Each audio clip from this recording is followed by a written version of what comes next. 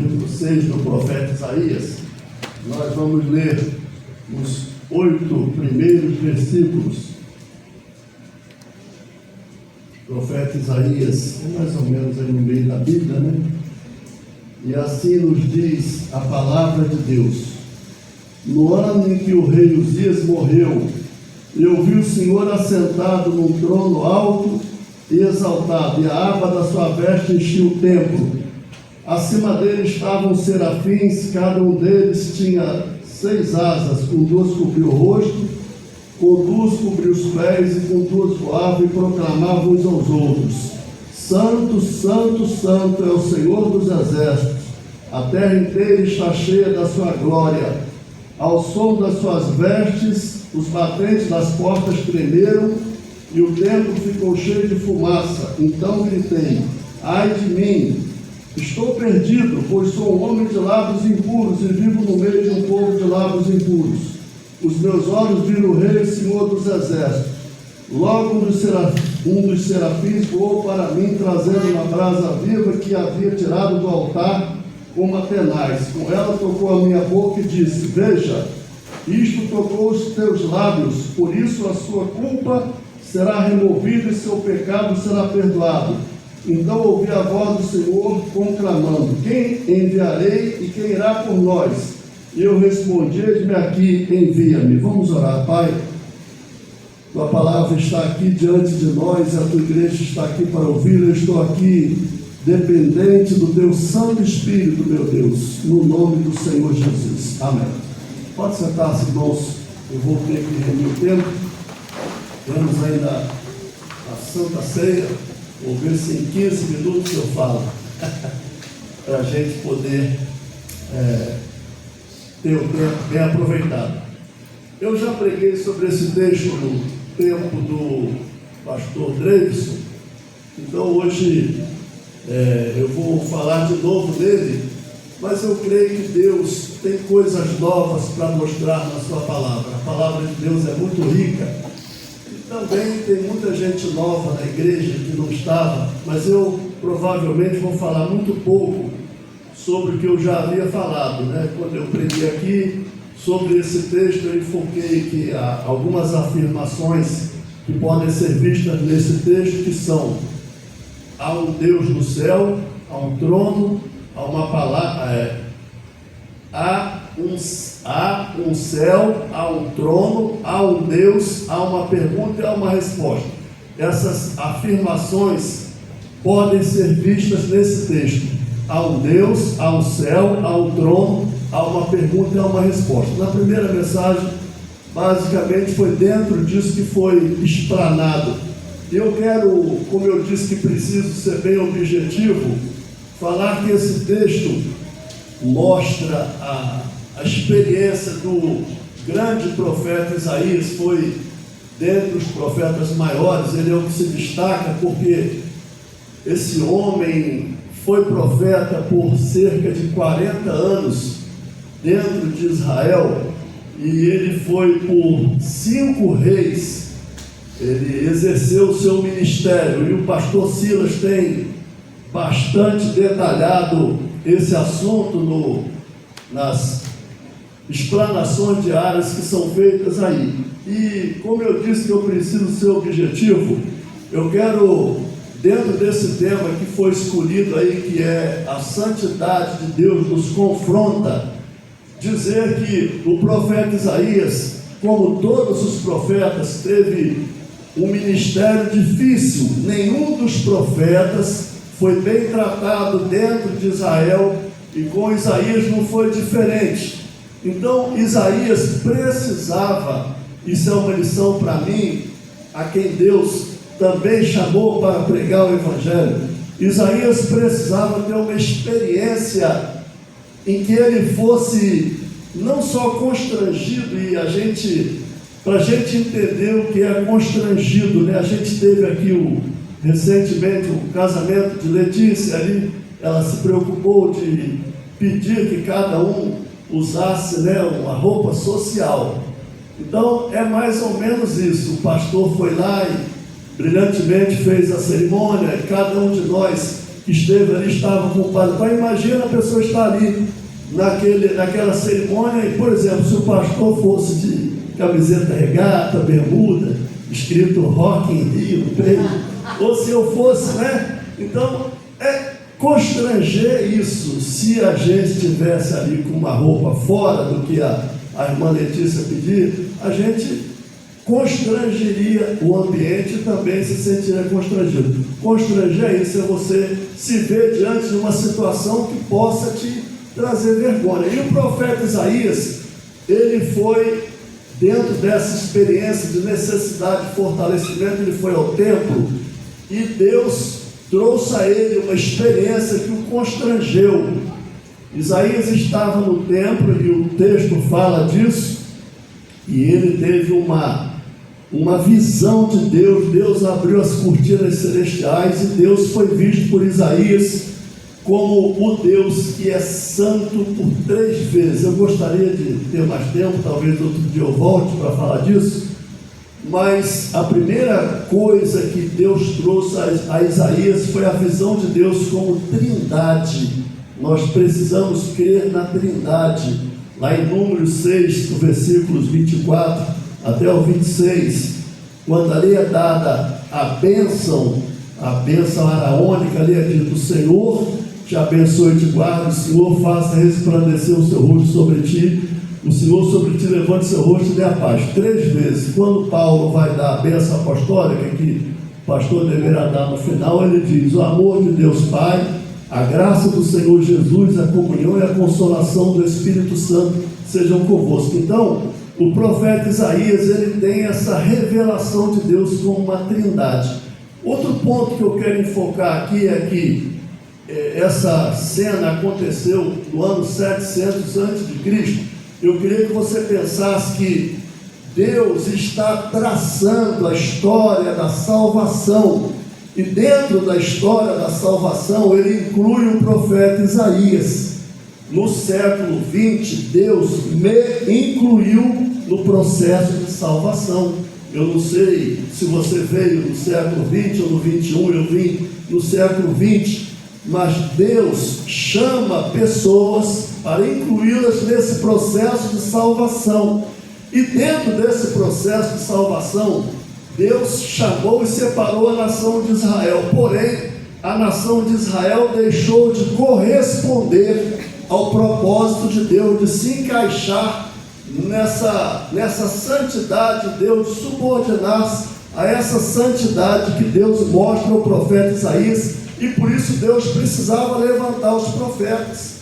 Para isso Deus precisava levantar pessoas para chamar a nação de volta. Isaías então é levado ao templo. Ele vai ter esse ministério longo que eu falei durante o ministério de 5 reis que vão passar Israel. Ele é chamado para falar para 12 nações. Isso tudo está no livro.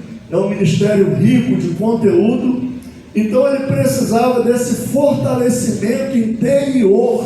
E quando você lê a carta de Paulo a Timóteo, você percebe que Paulo vai falar com Timóteo, para Timóteo não desprezar o dom que ele recebeu de Deus. Então Paulo diz a Timóteo o seguinte: eu digo a você que você desperte o dom que há em você. Deus está despertando no profeta Isaías esse dom, fazendo com que Isaías seja iluminado espiritualmente para o ministério difícil que ele ia exercer. E quando uma pessoa não tem esse fortalecimento, ela terá dificuldade de se manter no ministério, de suportar as provações que o ministério exige. Então Paulo, lá na carta a Timóteo, nas 2 cartas, e uma delas Paulo diz: eu lembro a você que você tem uma fé, e eu quero trazer isso para mim e para você. Paulo diz a Timóteo: você tem uma fé não fingida. A sua fé, ela não é uma fé fingida. Deus está trazendo a Isaías um fortalecimento para que ele saiba que o céu está com ele, e essa mesma fé que Deus está insuflando em Isaías, Paulo é levado pelo Espírito Santo a despertar Timóteo para dizer: Timóteo, você tem uma fé não fingida. Eu quero dizer a você, Igreja Presbiteriana do Fonseca, a sua fé não é fingida, porque é uma fé outorgada por Deus.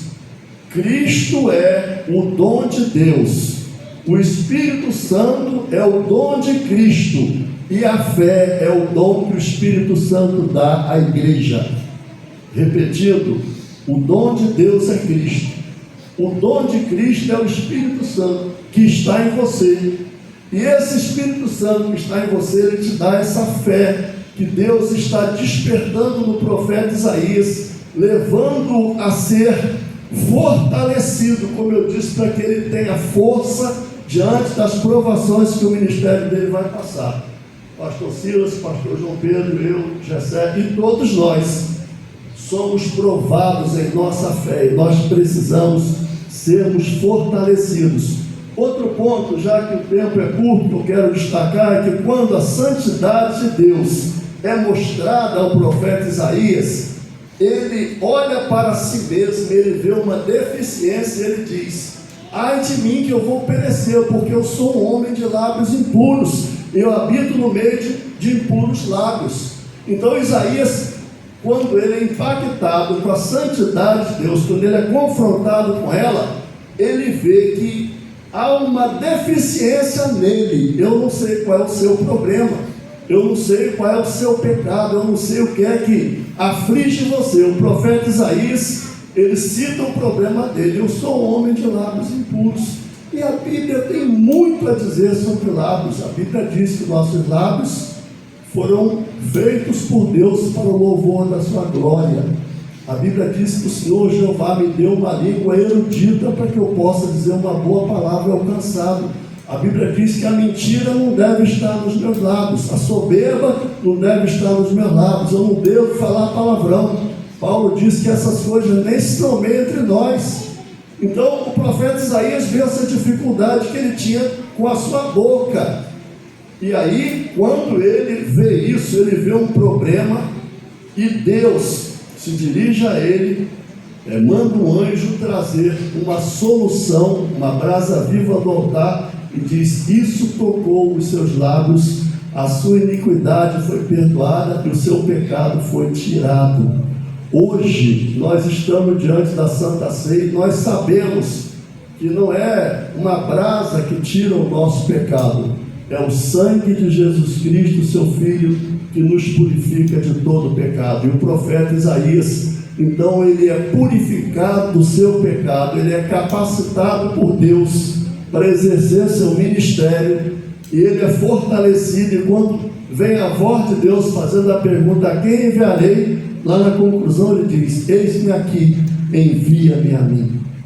Talvez você, como Timóteo, quando Paulo exortou, aconselhou, dizendo que ele não tinha uma fé falsa, que a fé dele era uma fé autêntica, e Paulo disse a Timóteo que ele deveria despertar o dom que havia nele. Talvez você, por algum obstáculo pessoal, como parecia que era o caso de Timóteo, timidez, ele precisava de um encorajamento, e esse encorajamento veio através das palavras do apóstolo Paulo. Eu lembro a você que você tem uma fé não fingida. Então, meu irmão, a sua fé, ela é autêntica, porque ela é uma fé dada pelo Espírito Santo, que está aqui representado nesse santo, santo, santo é o Senhor dos Exércitos. O Pai é santo, o Filho é santo, o Espírito Santo é santo e a igreja é santa. Então aqui é dito: o seu pecado foi perdoado e a sua iniquidade foi tirada. Deus não só perdoou os seus pecados, mas ele removeu a sua culpa. Portanto, não há nenhuma condenação para os que estão em Cristo Jesus. Romanos 8:1. Nessa manhã você deve e pode participar da Santa Ceia com essa fé não fingida, com esse dom que Deus pôs dentro de você. Você não é um inútil na casa de Deus, você é alguém que Deus lavou com o sangue de Jesus, a quem Deus deu um dom. Então ponha-se de pé diante do Senhor nessa manhã, como ele disse: Filho do homem, põe-te em pé e eu falarei contigo. Levanta-te e resplandece, porque vem a tua luz e a glória do Senhor vai nascendo sobre ti. Então fica com essa palavra curta e breve, objetiva nessa manhã. Você tem um dom, você tem uma fé verdadeira, você tem um Deus perdoador que tira o seu pecado. Todo pecado que você confessa, que te traz constrangimento, todo pecado que abate a sua alma, que você confessa, o sangue de Jesus te limpa. Nessa manhã você pode colocar-se diante do Senhor, segurar o cálice da Santa Ceia, o cálice da salvação, ingerir o pão que representa o corpo de Cristo e ser fortalecido com poder pelo Espírito Santo do seu homem interior. Que Deus te abençoe. O tempo não permite, pastor, a palavra está com o Senhor, mas que você, ou com o pastor João Pedro, quem for conduzir, mas fica com essa palavra no seu coração. Deus é Deus que limpa o pecado. Isaías mostrou o problema, os seus lábios impuros. Deus tomou a solução. O seu pecado foi tirado e a sua iniquidade foi perdoada. Toma essa palavra para você nessa manhã e seja abençoado em nome do Senhor Jesus. Amém. Amém.